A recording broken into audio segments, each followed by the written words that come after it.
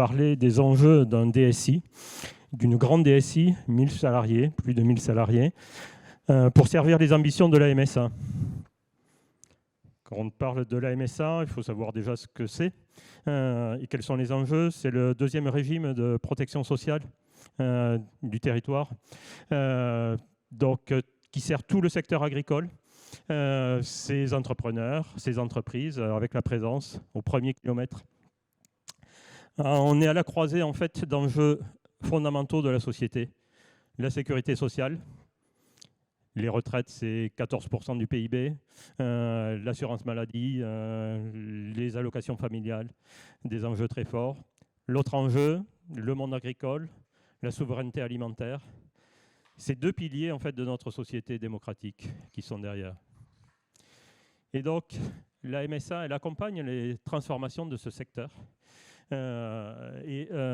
Son ambition, c'est d'avoir une excellence de service sur cette protection sociale personnalisée et de proximité. Et le DSI dans tout ça, je pense que mes dirigeants disent il n'est pas là pour s'amuser. Il est là, pas s'amuser, il pourrait avec ses technologies, voilà. Il doit servir les ambitions du régime. Dans un cadre qui est malheureusement très contraint, celui du service public. Je ne vais pas parler de nos hauts fonctionnaires et de l'aberration et des contraintes que l'on peut avoir. Donc, la DSI et tous ses collaborateurs, ils sont au service de la transformation digitale en partenariat avec le métier. Et ils ne sont plus dans une relation comme on pouvait avoir avant de clients-fournisseurs ou même pire donneurs d'ordre avec une notion donneur d'ordre fournisseur. On est vraiment sur une notion de partenariat. On pourrait dire aussi le DSI, on n'est pas là pour se faire engueuler. Alors bon, c'est des références que les plus jeunes n'ont pas, hein. Boris Vian, Bobby Lapointe, mais vous allez savoir comment ça se termine cette chanson. Donc, on n'est pas là non plus pour se faire engueuler. Dans cette notion de partenariat avec le métier, on n'est pas uniquement fournisseur. Et donc, on est à la croisée, en fait, d'une expertise spécifique, celle des technologies, de l'informatique, du digital, toujours à développer, et puis en mettre en relation avec le sens de l'entreprise, ce que j'ai indiqué auparavant, donc ce régime de protection sociale au service de l'agriculture française. Et donc, le manager, d'abord, son rôle, et toute l'équipe managériale, c'est donner le sens et faire le lien constamment entre notre expertise technologique, nos métiers du digital, et ce à quoi on sert avec ces enjeux sociétaux. Voilà. Et ça, c'est constamment cette réflexion du manager qui doit être renouvelée pour donner du sens. Ça, c'est la première chose que doit faire le manager, le DSI. Alors, notre système d'information, je l'ai résumé en disant un monstre protéiforme qui n'en finit pas d'engloutir. Eh oui, on a un empilement de technologies, on ne peut pas les mettre, je pense qu'il faudrait 10 slides pour toutes les mettre. Des plus anciennes aux plus récentes. L'IA, le big data, le cloud, oui, on a des spécialistes, la cybersécurité, etc. Mais on a aussi du COBOL, de l'Informix, vous voyez un peu le panorama. Plus de 200 millions de lignes de code, ça ne dit rien comme ça, mais ça donne une idée quand même de la masse de ce système d'information. Je ne vais pas donner le nombre de centaines, voire de milliers d'applications. Un millier de changements au sens mise en production par an. Vous voyez un peu comment ce système il bouge. Pourquoi il bouge? Parce que on est en lien avec la société, dans la protection sociale. Vous entendez parler de loi de financement de la sécurité sociale, de réforme de la retraite, de crise Covid, des services sur l'assurance maladie, crise agricole du fait de la crise climatique. Il y a du gel, de la grêle, la sécheresse. Donc l'accompagnement de ce monde agricole, vous voyez bien que chaque fois, donc, on est impacté. Et donc, on a une problématique d'un environnement qui nous impose d'avoir des changements en permanence. Donc, on n'est pas là pour s'amuser, on n'est pas là pour se faire engueuler. Mais on peut se poser la question quand même, est-ce qu'on n'est pas là pour s'amuser? Alors, pourquoi je pose la question comme ça? Parce que où se niche la valeur du système d'information? Est-ce que c'est dans nos data centers avec tous nos investissements? Est-ce que c'est dans nos data? On a, vous voyez bien, la richesse de nos data et la valeur de la data, bien sûr. Nos services, bien sûr. Voilà. Je surprends, je crois, personne ici dans la salle en disant que la valeur principale, elle n'est pas là. C'est d'abord nos collaborateurs et nos expertises. Parce que quand on dit 1 millier de collaborateurs, ça peut paraître énorme. Mais il faut voir que derrière, il y a des centaines d'expertises. Des expertises fonctionnelles diverses et variées, des expertises applicatives, des expertises d'architecture, d'urbanistes, de cybersécurité, enfin, j'en passe. Donc, quand on regarde l'expertise donnée, on est sur 1, 2, 3 collaborateurs.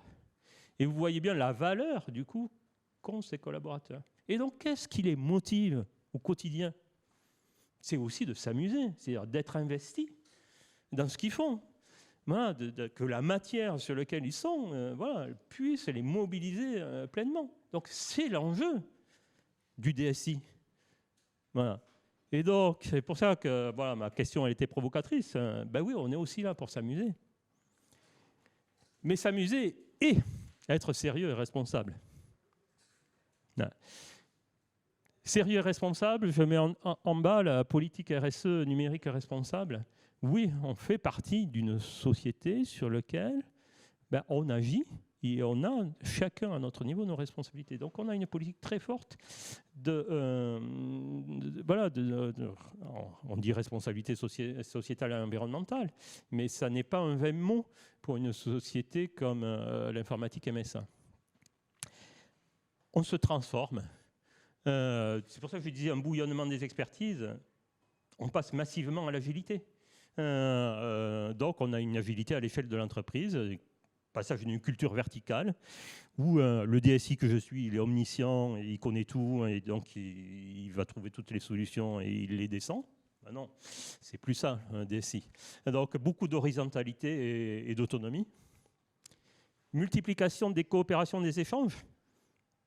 Certes, sécurité sociale de tout ce monde agricole, mais en fait on construit avec nos homologues du régime général, le système d'information de la sécurité sociale de demain. C'est nous qui construisons le système d'information de l'assurance maladie, de la CNAM. C'est nous qui construisons le système d'information de la retraite avec la CNAM. Voilà. Donc, on est dans nos gènes à avoir plein de coopérations, d'échanges.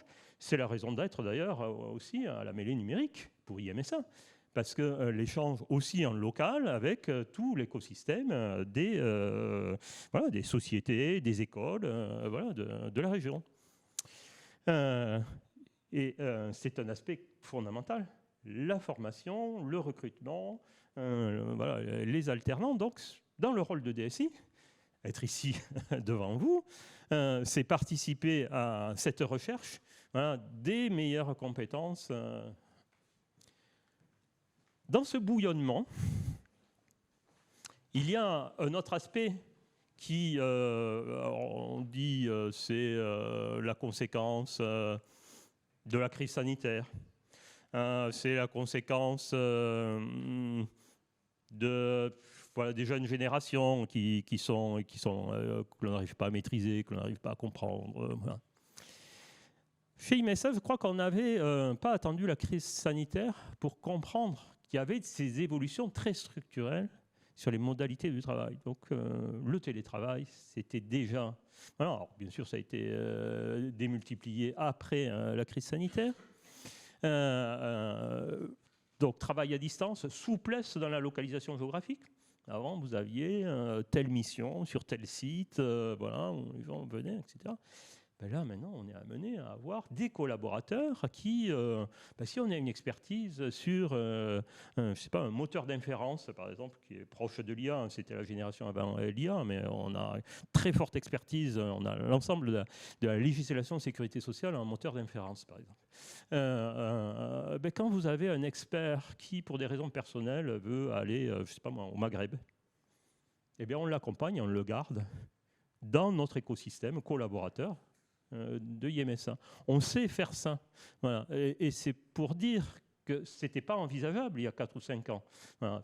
On est quand même organisme de mission de service public, hein, vous voyez. Donc, c'est une évolution majeure avec la capacité que l'on doit avoir au niveau du management d'une remise en cause permanente. C'est-à-dire, il n'y a pas de vérité. On n'est jamais arrivé. On est toujours en route sur ces sujets-là. Et la posture d'écoute des collaborateurs est fondamentale. Voilà, je voulais vraiment témoigner de ce qu'est un DSI d'une grande structure. C'est très éloigné, en fait, de l'image que l'on peut avoir.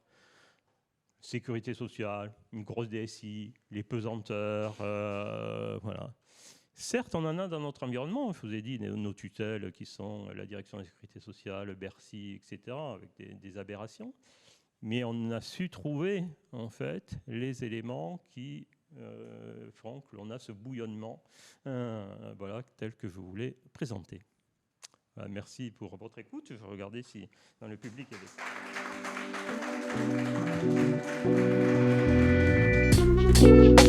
des...